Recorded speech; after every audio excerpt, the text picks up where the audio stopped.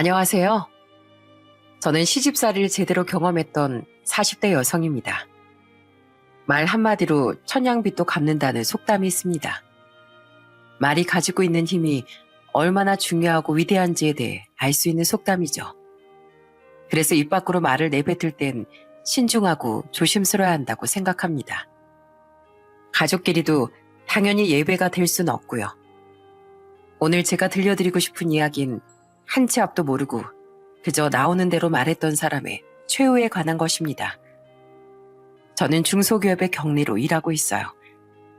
부모님은 떡집을 운영하고 계시고요. 저희 가족은 조금 특별합니다. 지금의 친정어머니께선 저를 낳아주신 분이 아니시거든요. 제가 초등학생 때 친정아버지께서 재혼을 하셨기 때문이었죠. 처음엔 새어머니를 아주머니라고 불렀습니다. 제 입에서 엄마라는 말이 잘 나오지 않더라고요. 하지만 새어머님은 절 위해 헌신하신 분이셨습니다. 학교를 마치고 떡집으로 가면 학교에서 재미있는 일은 없었는지 물어보곤 간식을 챙겨주셨죠. 그리곤 제가 하는 말에 맞장구 치면서 귀를 기울여 주셨어요. 제가 다치고 돌아오는 날이면 걱정이 가득한 얼굴로 상처를 보듬어 주시면서도 혹시나 제가 아파하진 않을까 신경을 써주셨고요. 참 저한테 잘해주신다고 생각했고 그래서 새어머니와 재혼을 하신다고 하셨을 때 크게 놀라진 않았습니다.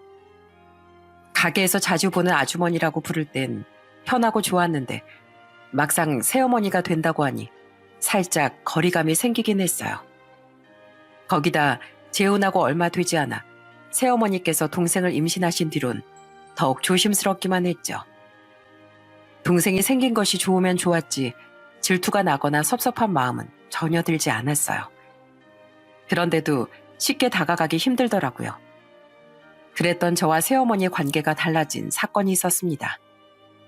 그날은 친정아버지께서 벌초 때문에 집을 비우셨어요. 늦은 밤 갑자기 열이 오른 전 새어머니께서 찬 수건으로 닦아내고 해열제를 먹여도 잡히지 않았죠. 놀란 새어머니께선 119에 전화를 걸었지만 워낙 저희 집이 골목에 있기도 했고 골목엔 차들로 가득했기 때문에 구급대가 쉽게 접근할 수가 없었어요. 그냥 기다리고 있을 수 없다고 생각하신 새어머니는 무거운 몸으로 저를 업곤 큰 길까지 달려나가셨죠. 신발이 짝짝이가 되는 줄도 모르고 말입니다. 제가 정신을 차렸을 땐 엉망이 된 얼굴로 제 손을 잡고 계신 새어머니가 보였어요. 새어머니께선 다행이라고 중얼거리시며 절 쓰다듬어 주셨는데 왈칵 눈물이 나더라고요. 주영아, 아직 많이 아파? 왜 갑자기 울어? 울지 말고. 열은 내렸는데 혹시 다른 곳이 아파? 팔, 다리? 아니면 머리? 의사 선생님 불러올게. 울지 말고 우선 이야기 좀 해봐. 어? 다정한 목소리에 저는 결국 엄마를 부르며 크게 울어버렸습니다. 엄마라는 호칭에 깜짝 놀란 새어머니는 저를 꼭 안아주시며 어디 가지 않고 여기 있을 테니 괜찮다고 하셨죠. 전 아직도 그날의 기억이 종종 떠오릅니다. 새어머니의 품이 그렇게 따뜻하고 포근할 수가 없었거든요. 그날 이후로 새어머니와 저의 사이는 완전히 달라졌죠. 띠동갑이 넘는 동생이 태어난 이후 전 제가 거의 키우다시피 할 정도로 잠시도 동생과 떨어져 있고 싶지 않았어요. 새어머니께선 공부할 시간도 부족할 텐데 동생을 그렇게 챙겨줘서 고맙다고 몇 번이나 말씀하셨어요. 하지만 전 이미 공부에 큰 뜻이 없었고 그래서 고등학교 진학도 일반고가 아닌 특성화고로 갈 생각이었죠. 물론 가족들은 크게 반대했습니다. 대학을 나와야 그래도 자리 잡기 쉽지 않겠냐고 저를 설득하셨지만 저는 고집스럽게 뜻을 굽히지 않았어요. 결국 특성화고에 진학하고 졸업하자마자 중소기업의 격리로 취직했죠. 남편은 제가 다닌 직장의 모기업 직원이었어요. 납품과 관련해 종종 회사로 찾아온 남편은 성실하고 듬직했습니다. 일처리도 깔끔하고 윗사람에게도 정말 잘하더라고요. 저와는 다르게 사교적이고 사람들과도 쉽게 친해지는 모습이 참 나와 다르다 싶었죠. 그렇게 남편과 연애를 시작한 지 3년 만에 결혼을 하게 됐어요. 전 모든 게 앞으로 행복할 줄만 알았습니다. 아이도 많이 낳고 해서 행복한 가정을 꾸리고 싶었어요. 하지만 이건 제 욕심이었을까요? 결혼 준비하는 과정에서 누구나 그렇듯 제게도 시행착오가 생기기 시작했습니다. 바로 시모와의 관계 때문이었어요. 시모는 어느 날 결혼 준비 중인 절 불러선 말도 안 되는 얘기들을 하는 게 아니겠어요? 너무 놀라서 대꾸할 타이밍마저 놓칠 정도로 말입니다. 여기 네가 해와야 하는 혼수 품목이다.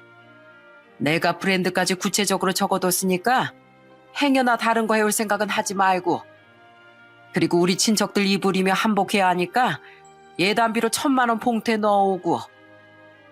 어머님, 이게 다 뭐예요? 광진 씨가 이야기하지 않던가요? 저희 결혼 비용 절반씩 부담해서 전세 없고 안에 들어갈 가전제품이며 가구까지 다 정했다고요. 양가 도움 없이 저희들이 가지고 있는 범위 안에서 준비하겠다고 상견례 때 말씀드렸어요. 너희가 알면 뭐 얼마나 안다고 준비를 끝내. 이런 건 어른이 하자는 대로 하면 되는 거지. 그리고 누구 허락을 받고 집이며 가구며 다 했다는 거야. 난 그렇게 해도 된다고 한 적 없어. 못 배운 티를 내는 것도 아니고 어른들은 무슨 꼬다 놓은 보리자루니? 잔말 말고 시키는 대로 해라. 아니요, 어머님. 죄송한 말씀이지만 저희 수준에 넘치는 건 하고 싶지 않습니다. 그건 광진 씨와 제가 미리 약속한 부분이기도 하고요. 그리고 예단비 1,000만 원 말씀하셨는데 저희 예물이든 예단이든 서로 주고받지 않기로 했어요. 괜히 쓸데없는 것에 너무 돈 쓰지 말자고 했거든요. 예물도 기본적인 것만 하기로 했고요. 결혼을 하는데 친척들한테 이불이랑 한복조차도 하지 않겠다고 나서는 며느리가 어디 있어? 막말로 우리 아들이 너랑 결혼을 해주는데 기둥뿌리를 뽑아도 시원치 않을 판국에 뭐 절반씩 돈을 부담? 기가 차서 원. 광진 씨 좋은 사람인 건 맞지만 어머님, 저한테 그렇게 말씀하시면 안 되죠. 그리고 자꾸 예단비 말씀하시는데 그럼 어머님 예물로 뭘 얼마나 해주실 생각이신데요? 그 정도는 생각하시고 말씀하시는 거죠? 당연하지. 내가 시집 올 때 시어머니께 받은 진주 반지랑 목걸이 있어. 그거 줄 테니까 예단비 한 푼도 빼지 말고 딱 넣어. 시모는 당당하게 진주 반지와 목걸이가 얼마나 아름다운지 모른다며 물려주시는 것이니 감사하게 받으라는 말도 빼놓지 않으셨습니다. 참 어이가 없었죠. 물론 의미가 있는 예물인 거 맞지만 그걸 주시면서 돈을 그만큼 달라고 하시는 것 선을 넘은 것 같았어요. 저는 단호하게 남편과 모든 이야기는 끝이 난 상황이며 시모가 요구하는 돈은 해줄 수가 없다고 말했어요. 시모는 말도 통하지 않는다고 길길이 뛰었지만 저는 끄떡도 하지 않았죠. 뒤늦게 소식을 들은 남편이 등장해 저와 똑같은 이유를 들어 거절하자 시몬 금방이라도 머리에서 김이 솟는 것처럼 아주 붉어진 얼굴로 가버리셨습니다. 그때 그 표정은 며느리 쉽지 않겠구나 하는 표정이더군요. 전 시댁에 잘하고 싶었지만 시모의 저런 억지스러운 부분들은 절대 받아줄 수는 없었어요. 하지만 시모도 계속 제게 당하지만 않더군요. 아니나 다를까 신혼여행을 다녀온 다음 날부터 시작이었습니다. 시모는 니네 엄마인 계모가 제대로 가르쳐 시집을 보냈을 리 없다는 말씀을 하시더니 시댁으로 절 부르더군요. 자고로 여잔 요리를 할 줄 알아야 하는 거야. 광진이가 까다로운 아이가 아닌 걸 천만다행이라고 생각하고 내가 알려주는 것들 똑바로 보고 기억해라. 머리가 나쁘면 메모라도 하든가. 괜히 우리 아들 입맛 버리지 말고. 알겠니? 친정에서 다 배워야 할 것까지 가르쳐줘야 하다니. 아유, 내 팔자야. 사람 하나 잘못 들여서 고생이 아주 끝이 없다. 끝이 없어. 넌 복 받은 줄 알아. 나 같은 시어머니가 어디 있어. 이렇게 신경 써주셔서 너무 감사해요, 어머님. 근데 다행스럽게도 그이가 제가 해준 것들이 딱 입맛에 딱이라고 너무 잘 먹더라고요. 최고라면서 말이에요. 어머니께서도 좀 드셔보시겠어요? 시모가 잔뜩 어깨에 힘을 주고 말씀하시는데 저는 듣는 척 고개를 끄덕이며 솜씨를 부렸죠. 저는 요리에 관심이 많아 어릴 때부터 해먹는 걸 좋아했거든요. 어지간한 요리들은 다 만들 수 있었답니다. 그것도 맛있게 말이죠. 제가 권하는 요리를 보신 시모는 정색을 하시며 자신의 말은 뭐로 듣고 있었냐고 호통을 치시더라고요. 그럼에도 제가 굽히지 않고 한 번만 드셔봐 달라고 하니 못마땅한 얼굴로 한 젓가락 들어 올리셨죠. 요리를 맛보신 시모는 얼굴을 확 구기시곤 탐탁지 않아 하셨어요. 아유, 도대체 설탕을 얼마나 넣은 거야? 아이고, 달아. 우리 광진이 이렇게 달게 해서 안 먹는데, 아유, 넌 혀가 어떻게 된 거 아니냐? 달기만 하면 다 맛있는 줄 알아? 아무리 배운 것이 없어도 그렇게 생각이란 걸 좀 하면서 요리를 해야 할 거 아니야? 달아요, 어머님? 그이가 너무 자극적인 걸 좋아하는 것 같아서 간을 약하게 했거든요. 설탕 얼마 넣지도 않았는데 왜 달지? 이상하네. 혹시 어머니 몸에 이상 있는 거 아니세요? 시모는 제 말에 말빨은 널 이길 자 없다며 짜증만 내시더군요. 남편에겐 저와 동갑인 남동생이 하나 있습니다. 조용하고 차분한 성격에 남편의 말론 화를 내는 모습을 본 적이 없을 정도로 침착하다고 했죠. 저에게도 늘 예의를 차려 말을 걸어주었고 시모 모르게 저를 도와주기도 했답니다. 그런 시동생이 결혼하고 싶은 여자가 있다고 하더라고요. 강남에서 미용실을 운영하고 있다고 했죠. 동서는 강남의 유명 한식점으로 저희 가족을 초대했어요. 외관도 멋있었지만 실내는 더하더라고요. 여기가 음식점이 맞나 싶을 정도로 입이 떡 벌어지더군요. 시모는 입구에서부터 눈에서 하트가 넘실거리고 있었습니다. 자리에 앉자마자 문이 열리고 동서가 시동생과 함께 들어왔습니다. 명품에 크게 관심이 없는 저마저도 한눈에 알아볼 수 있는 명품들로 아주 머리부터 발끝까지 꾸몄더라고요. 금방이라도 눈이 튀어나올 만큼 충격적인 모습이었죠. 시몬 바쁘게 이리저리 동서를 뜯어보곤 환한 웃음을 지으며 반가움을 표시하더라고요. 집은 그런 시모가 부끄러운지 좀 조용히 앉아있으라고 하셨지만 시모의 귀엔 들리지 않았어요. 어머니께서 마음에 들어 하셨으면 좋겠어요. 요즘 쌀쌀한데 가볍게 걸쳐보시라고 스카프 하나 준비했거든요. 제가 이탈리아에 다녀왔었는데 너무 좋더라고요. 어머니께도 잘 어울릴 것 같아요. 아유, 우아하기도 해라. 물건 보는 안목이 정말 다르구나. 너무 부드럽고 좋다. 역시 사람이 환경을 무시할 수가 없다니까. 이렇게 윗사람 공경할 줄도 알고. 그냥 인사만 하자고 보는 자리인데 이렇게 신경까지 쓸 줄은 몰랐어. 정말 우리 아들이 어떻게 이렇게 귀한 사람을 만난 건지. 시모의 눈엔 다른 가족들은 보이지도 않는 것 같았죠. 거기에 지금 있는 미용실 건물이 동서의 아버지 거라는 소리엔 아예 몸을 동서 쪽으로 기울이곤 앞으로 잘 지내보자고 말씀하셨답니다. 딸이 없어서 늘 딸을 원했다고 하시며 딸처럼 여기겠다고까지 하셨죠. 제가 눈앞에 떡하니 있는데도 말입니다. 질투가 난다거나 부러웠던 건 아니지만 저한텐 저렇게까지 해주신 적이 없었기에 입안이 씁쓸하더라고요. 그날부터 시모의 동서 사랑이 시작되었어요. 가장 조금 보태서 동서가 파트로 매주를 썼다고 해도 믿을 정도였죠. 그냥 동서를 좋아하기만 하셨더라면 좋았을 텐데 시모는 그 정도에서 멈출 뿐이 아니셨어요. 아예 대놓고 동서와 저를 사사건건 비교하기 시작했습니다. 내가 큰 며느리 볼 땐 받은 것 하나 없어서 며느리 드린다는 말도 못했는데 세상에 둘째 좀 봐라. 예단비로 3천만 원 떡하니 봉투로 내미는 거. 거기다가 이 반지 세련된 디자인에 얼마나 기품 있는지. 정말 내가 며느리 보고 없다고 그렇게 하소연했더니 하늘이 다 들어주셨나 보다. 이제 어디 가서 며느리 봤다는 소리 어깨 피고 하겠어. 고맙다 둘째야. 시모는 아주 입이 귀에 걸려선 우리 둘째 하시며 저를 아예 없는 사람 취급하셨습니다. 기분이 나쁘긴 했지만 한 귀로 흘려듣고 말자는 마음으로 들은 척하지 않았죠. 하지만 시모는 역시나 정도를 모르는 사람이었어요. 이 일에서 사람 들일 땐 살아온 환경을 봐야 한다니까. 이런 센스들이 그냥 생기겠어? 다 타고나는 거지. 어른 공경할 줄도 알고 경우도 바르고 이런 것들만 봐도 얼마나 사돈 어른들이 우리 둘째 잘 키우셨는지 알 수 있다니까. 자꾸만 신경을 긁는 시모의 말에 도저히 참지 못한 제가 한마디 하려는데 동서가 아주 해맑은 목소리로 말하더군요.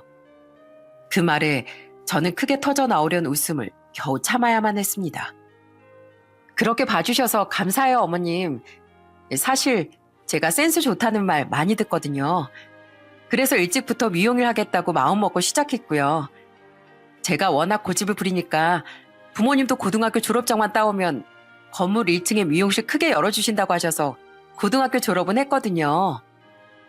그러니까 둘째 너도 고등학교 졸업만 하고 일을 시작했다고? 대학을 나온 게 아니라? 더듬거리만 말하는 시모를 본 동선, 미용하는데 학위가 무슨 소용이냐고 말하며 어깨를 으쓱거렸어요. 입만 열면 고졸이 어쩌고 하시며 절 무시하셨던 시모가 단박에 입을 다물었죠. 얼마나 통쾌하던지 시모의 일그러진 얼굴이 보고 싶었지만 꾹 참고 하던 것에 집중하고 있었습니다. 아무래도 동서나 시모나 남 생각 안 하고 자기 하고 싶은 대로 말하는 건 꼭 닮은 것 같더라고요. 형님, 근데 형님은 어떻게 이런 걸 다 아세요? 진짜 너무 대단하신 것 같아요. 형님이 다 아시니까 전 그냥 앉아 있어도 되죠? 저 이런 거 처음이라서 궁금한 게 너무 많거든요. 아무것도 모르는 제가 괜히 주방에 얼쩡거리면 방해만 되지 않겠어요? 그게 무슨 말이야, 동서? 모르면 배우면 되지.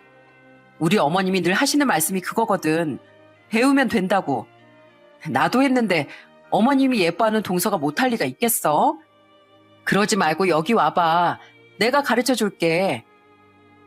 동서는 정말 자신은 아무것도 모른다고 하면서 몸을 아예 빼려고 하더군요.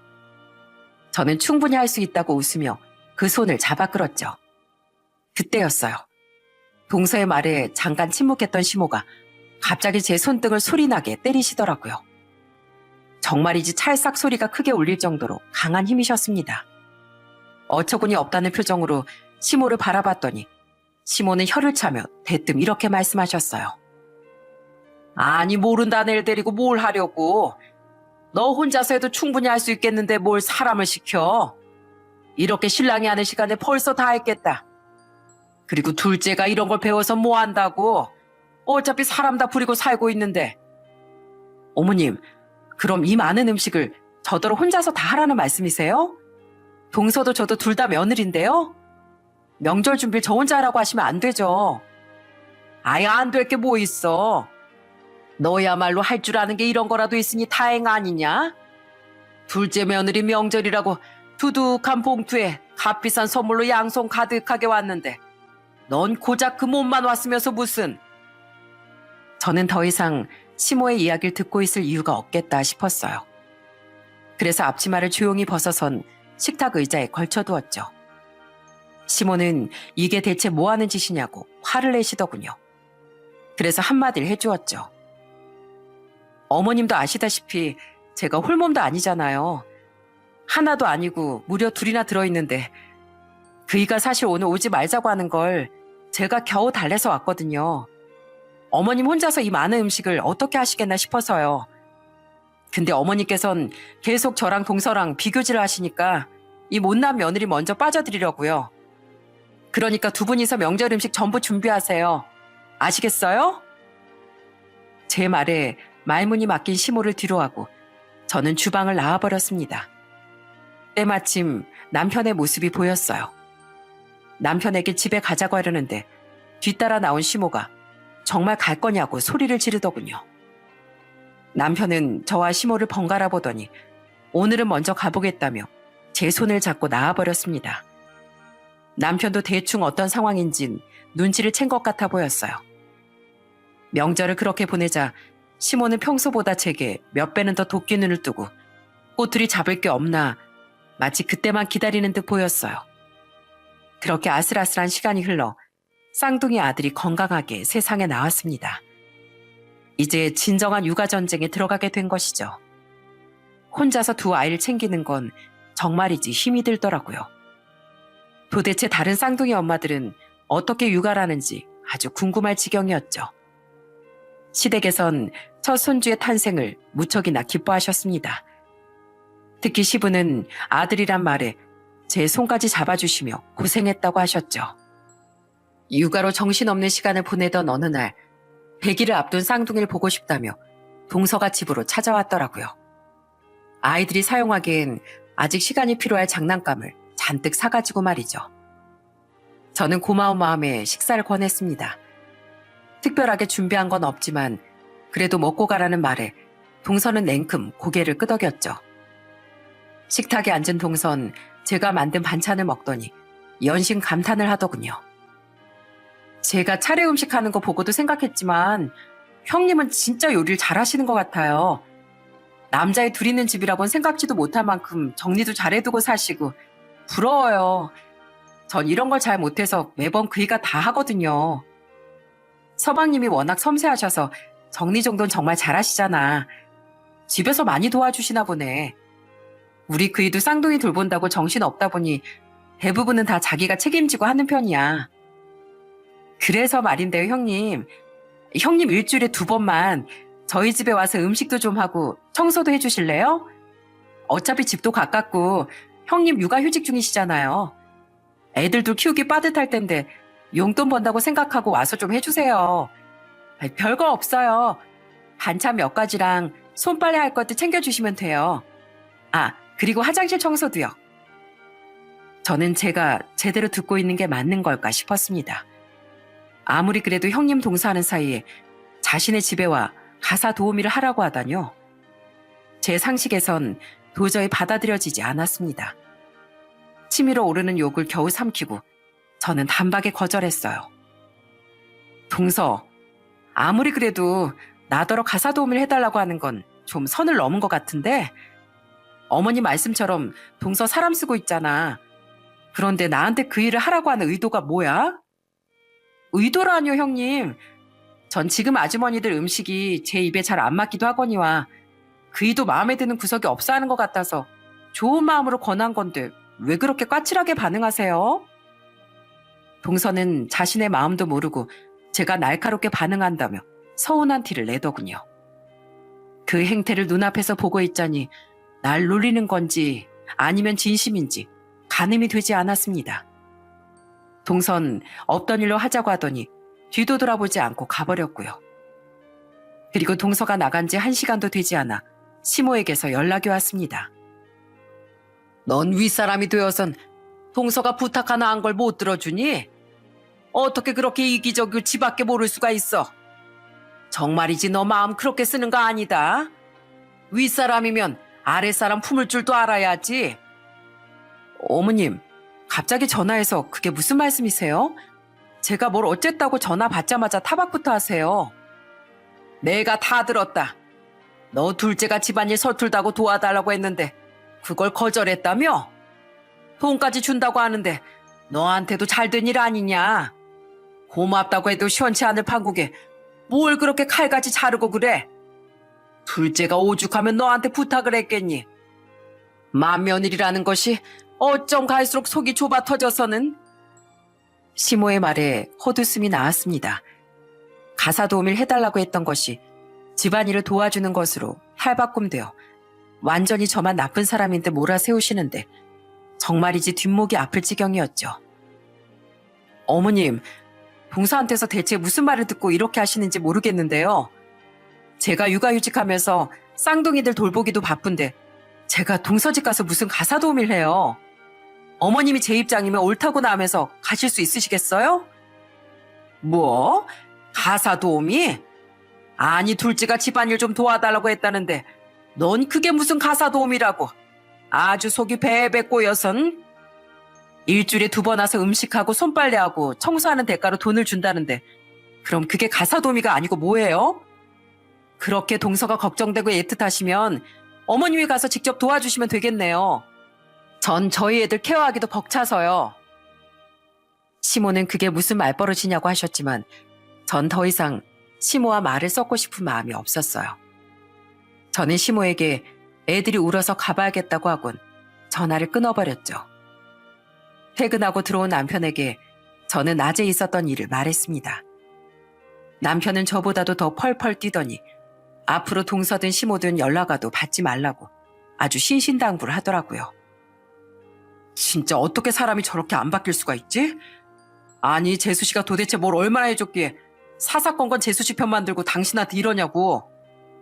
제발 그렇게 좀 하지 마시라고. 도대체 얼마를 더 해야 달라지실까? 아, 이제 지친다 지쳐. 이제 말씀드리기도 지쳐. 남편은 제게 지금까지 며느리 노릇 할 만큼 했으니 이젠 그만하자고까지 했죠. 저는 말없이 남편의 축 처진 어깨를 토닥여주기만 했답니다. 그 뒤로 저흰 시댁과 거리를 두기 시작했어요. 남편은 제대로 마음을 먹었는지 시모의 전화는 받질 않더라고요. 그때마다 시모가 화가 나서 제게 전화를 걸었지만 저 역시도 모르는 척하면서 받질 않았어요. 초반엔 큰일이 난 것처럼 하시던 시모도 점점 연락이 뜸해지셨죠. 가족 행사에서 얼굴을 마주하는 날이면 여지없이 막말을 쏘아대셨지만 그럴수록 남편이 더 시모와 벽을 쌓고 지내자 한동안은 그것도 시들시들해지시더라고요. 하지만 그 시간들은 폭풍 전야나 다름없었어요. 시모가 큰 사건을 터뜨리고 말았거든요. 그날은 추석 연휴 마지막 날이었습니다. 저희 부부가 시댁과 거리를 둔 이후로 저는 더 이상 차례 준비를 하러 가지 않았어요. 남편이 싫어하기도 했고 또 가봤자 동서도 없이 저 혼자서 준비를 해야만 했거든요. 시집 온 첫 명절을 제외하고 동서는 매번 서방님과 함께 해외로 여행을 가더라고요. 왜 안 오나 싶어서 전화라도 걸면 미리 말씀드리는 걸 깜빡했다며 다음 명절엔 꼭 참석한다고 약속을 했죠. 그런데 동서가 말하는 다음이란 명절은 오지 않더군요. 시모야 당연히 화가 나서 길길이 뛰었죠. 그렇게 예뻐하는 며느리가 명절이 되면 그림자도 보이지 않으니 그 분노가 얼마나 크겠어요. 하지만 그것도 잠시 동서가 선물이라고 하면서 면세점 명품을 내밀면 언제 화를 냈냐는 듯 금방 우리 며느리 하면서 좋아하시더군요. 한마디로 자존심이고 뭐고 없는 분이었습니다.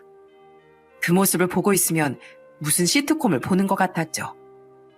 덕분이라면 덕분일 수 있는데 동서가 그렇게 해외로 다니는 바람에 혼자 차례 준비를 하는 것이 벅차셨던 모양인지 시모가 주문해서 차례를 지내자고 하더군요.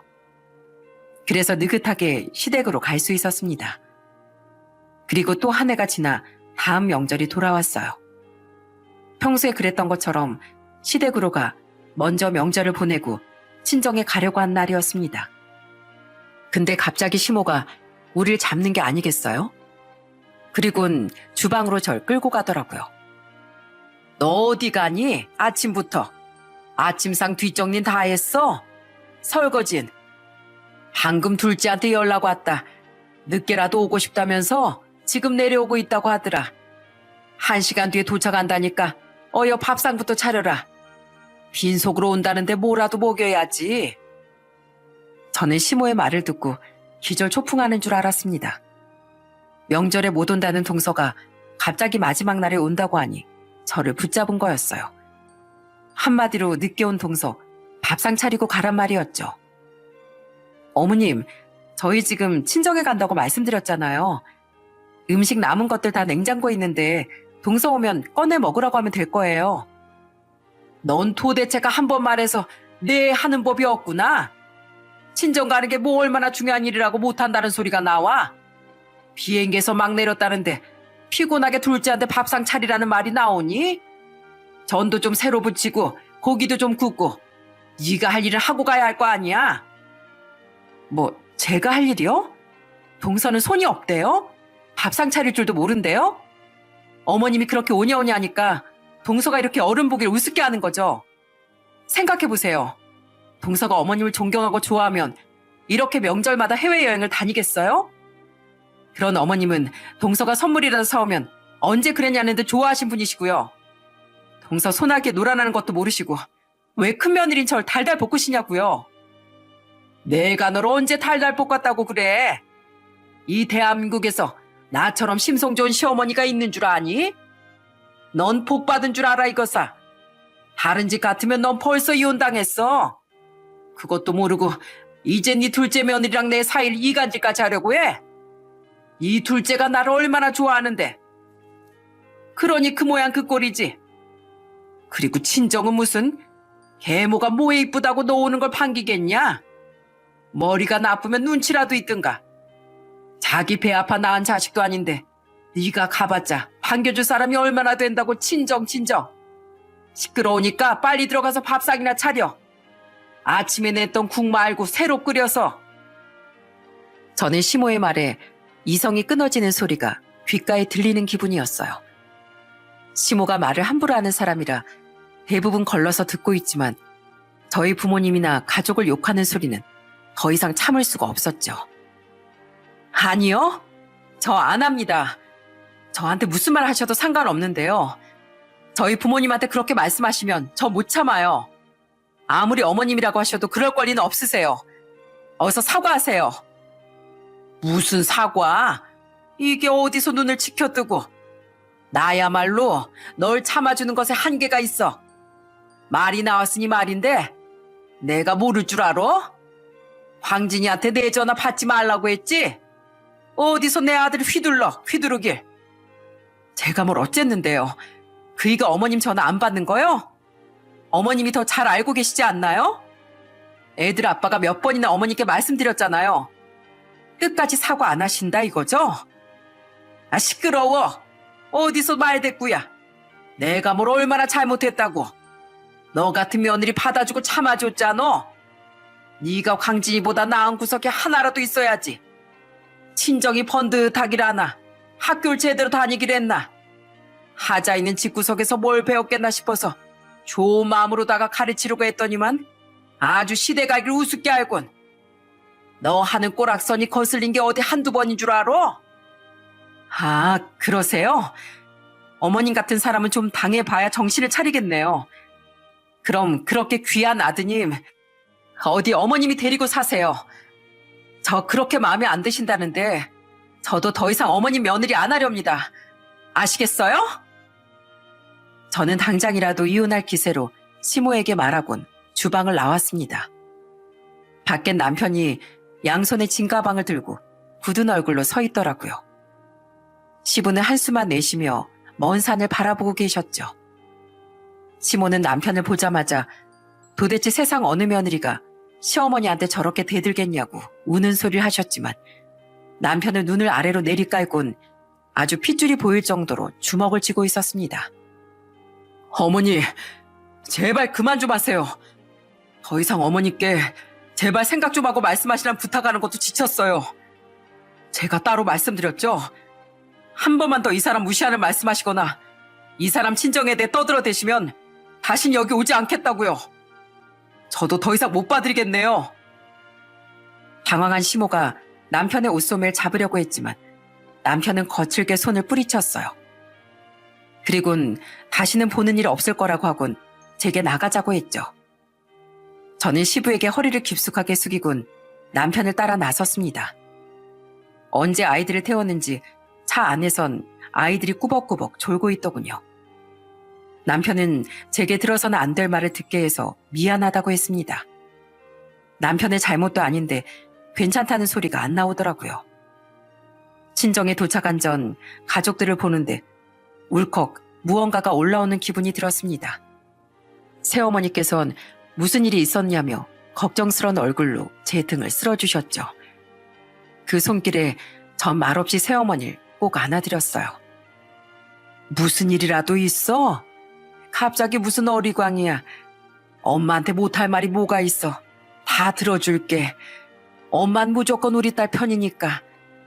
그러니까 혼자서 끙끙거리지 말고 뭐든 이야기해.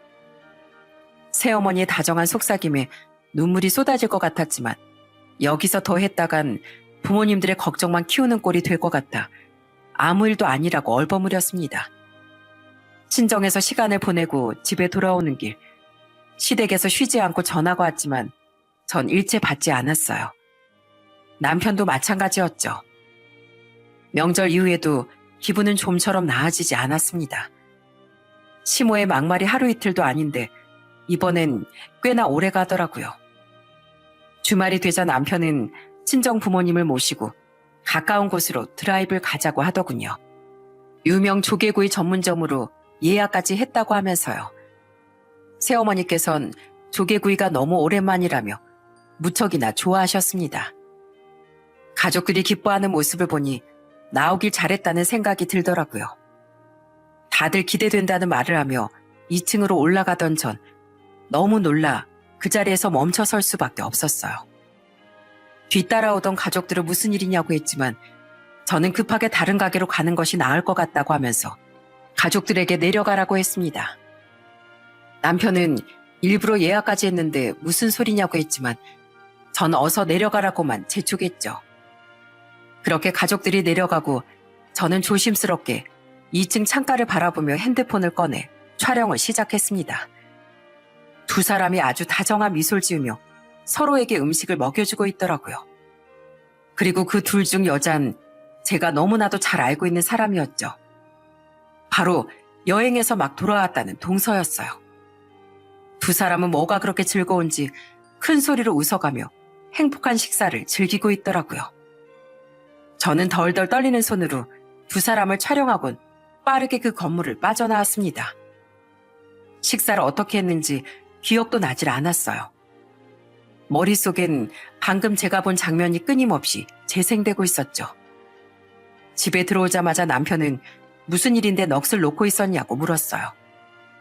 저는 가게에서 찍었던 동영상을 남편에게 보여줬어요. 남편 역시 동서를 한눈에 알아보더군요. 당장이라도 서방님에게 가자는 남편을 겨우 달랜 전 아침이 되자마자 서방님께 잠깐 시간을 내달라고 했습니다. 서방님, 많이 바쁘실 텐데 이렇게 나오라고 해서 죄송해요. 계속 연락 주셨는데 답을 못 드렸네요. 죄송해요. 괜찮아요, 형수님. 형수님과 형이 보자고 하면 바로 나와야죠. 그리고 이야기 들었어요. 어머니가 형수님께 해서는 안 될 말을 하셨다면서요. 진짜 제가 너무 죄송하네요. 서방님이 뭐가요. 어머니 그러시는 거 뭐 하루 이틀 아니라고 하지만 이젠 저도 못 참겠더라고요. 그나저나 여행은 어떠셨어요? 동서도 많이 피곤해하죠?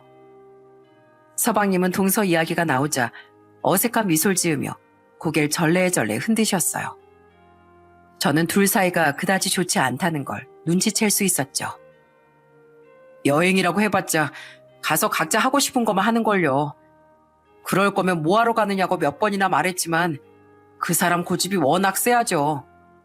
거기다 장인어른께서도 마음이 불편하니 아이도 안 생긴다고 하시면서 그 사람 해달라는 대로 좀 해주라고 하시고요. 제 생각엔 일부터 좀 줄여야 할 텐데 본가 가자고 하더니 얼마 앉아있지도 못하고 급하게 또 일이 터졌다고 하면서 미용실로 갔었거든요. 어제만 해도 그래요.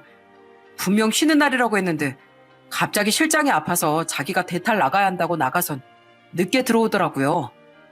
자기 손을 다 거쳐야 안심이 된다고 저렇게 일을 하는데 몸이 버틸까 걱정이네요. 동서가 어제 미용실에 나갔어요? 대타라고 하면서요? 언제요? 언제 나갔어요? 서방님은 제 반응에 고개를 갸웃거리며 무슨 일이라도 있는지 물었습니다. 정말 아무것도 모르고 있는 것 같더라고요. 더 이상 지체할 수가 없었어요. 그래서 저는 동서의 그 경악할 영상을 서방님께 직접 내밀게 되었죠. 역시나 서방님의 반응은 충격을 먹은 듯 했습니다. 영상을 본 서방님은 손을 덜덜 떨며 믿지 못한 표정이었어요. 이 사람 미용실에서 같이 일하는 남자 직원이에요. 저한테도 형님 하면서 인사도 잘했던 친구였는데 이 직원하고 바람을 피고 있었다는 게 믿겨지지가 않네요.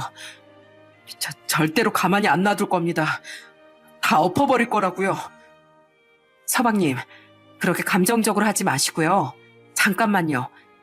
그러니까 이 영상 속의 남자가 동서 미용실에서 일하는 직원이란 말이죠? 그것도 꽤나 오래된? 네, 맞아요. 어떻게 자기 직원하고 이런 짓을 벌일 수가 있는지 세상 정말 무섭네요. 서방님은 화가 치밀어 오르는지 눈앞의 냉수를 단숨에 비우셨어요. 그리곤 당장이라도 동서를 불러 확인을 해봐야겠다고 하셨습니다. 동서에게 전화를 몇 번이나 걸었지만 받질 않았어요. 점잖기로 유명한 서방님의 입에서 거친 욕설이 튀어나오기도 했습니다. 한참 만에 연결이 된 동선, 시모와 함께 있었다고 하더군요. 아니 여보, 오늘 왜 이렇게 전화 많이 했어? 오늘 어머님 올라오셔서 같이 쇼핑한다고 했잖아. 무슨 전화 그렇게 귀찮게 해. 안 받으면 그냥 바쁜가 보다 하고 기다리면 되지. 무슨 의처증 있어? 지금 어디 쇼핑몰이야? 내가 갈 테니까 꼼짝 말고 거기 있어. 알겠어? 지금 누구더러 명령이야? 당신 내가 그렇게 말하는 거 싫다고 했지? 그래, 어머님도 계신데 잘 됐네. 당신 와서 방금 그따위로 말한 거 싹싹 빌어야 할 거야. 동서는 코웃음을 치며 전화를 끊었어요. 저와 남편은 서방님 대신 운전해 그곳으로 향했죠. 도착을 하니 쇼핑몰 커피숍에서 동서가 소파에 다리를 꼬고 앉아선 서방님을 흘겨보더군요. 그 뒤로 저와 남편의 모습이 보이자 화들짝 놀라며 일어났어요. 저희를 보자마자 시모는 그렇게 큰 소리치고 가더니 여기가 어디라고 오냐고 제게 손가락질을 하시더군요. 바로 그 순간이었습니다. 서방님은 아무도 예상 못할 행동을 하고 말았어요. 짝! 동서의 뺨을 후려 갈겨버린 거였습니다. 당신 솔직하게 말해. 내가 다 알고 왔으니까 발뺌할 생각하지 말고. 지금 이게 다 무슨 짓이야? 감히 내 얼굴에 손을 대? 당신 미쳤어? 당장 우리 아빠한테 전화해서 이를 거야? 지금 너네 식구들만 있다고 이유 없이 나한테 막대먹은 행동하는 거야?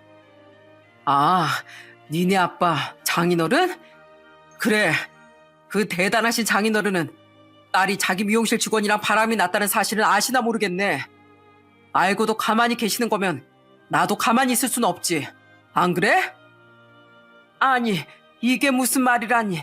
바람이라니? 미용실 직원은 또 무슨 소리고. 갑자기 와선 이게 다 무슨 말이야? 서방님의 폭탄 선언에 놀란 시모가 동서를 붙들고 물었습니다. 동서는 잠시 놀란 것 같더니 증거도 없이 누굴 모함하냐며 화를 내기 시작했죠. 아주 뻔뻔하기 짝이 없었습니다. 저는 가지고 있던 영상을 동서에게 내밀며 이걸 보고도 모함이란 말이 나오냐고 물었어요. 역시나 동서는 아랫입술을 깨물며 얼굴이 새하얗게 질려 저와 서방님을 번갈아 보더군요. 마치 이런 걸 어디서 구했냐는 표정을 지으면서요. 영상을 본 시모는 동서에게 소리를 지르며 이게 진짜냐고 으름장을 놓으셨습니다. 둘째야, 네가 말해보렴. 이게 다 뭐니? 여기 나오는 사람이 진짜로 너야? 이 남자는 미용실 직원이 맞고? 아니지?